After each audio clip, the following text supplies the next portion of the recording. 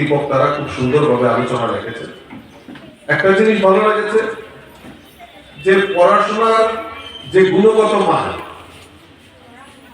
তার বৃদ্ধির লক্ষ্যে দিনকে দিন স্কুল তার বিশেষ উদ্যোগ গ্রহণ করছে।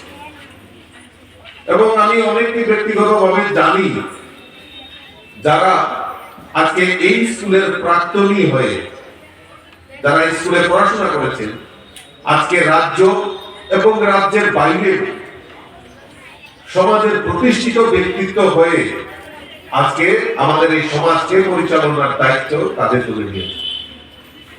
বহু ইঞ্জিনিয়ার, বহু ডাক্তারকে আমি চিনি যারা বিগত দিন এই স্কুল থেকে প্রাক্তনী হয়ে গেছে এবং এই স্কুলের একটা সুনাম সারা রাজ্যের মধ্যে রয়েছে।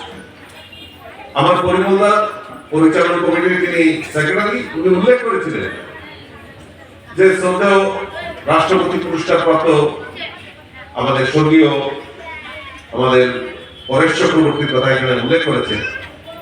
অক্লান্ত পরিশ্রম উনি করেছিলেন এবং এই ডিসিপ্লিন উনি কিন্তু একটা খুব অনুশাসন মেনে চলতেন, খুব ডিসিপ্লিন ভাবে চলতেন, অনুশাসন মেনে চলতেন এবং আপ্রাণ চেষ্টা করেছেন যে এই বিদ্যালয়কে একটা বিশেষ জায়গায় নিয়ে যাওয়ার জন্য।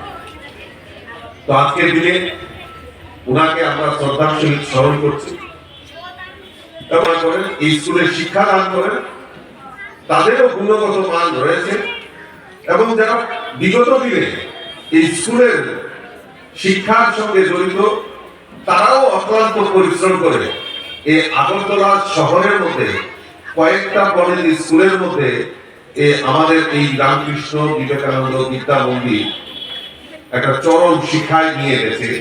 তার জন্য আমি আবারও প্রাক্তন হোক বর্তমান আগামী দিন ঠিক এইভাবে আপনারা এগিয়ে যাবেন এবং এই স্কুলের যে নাম, স্কুলের যে অনুশাসন, স্কুলের যে পঠন পাঠন সেটাকে আরো দিনকে দিন কিভাবে বৃদ্ধি করা যায় তার জন্য আপনারা এগিয়ে আসবেন।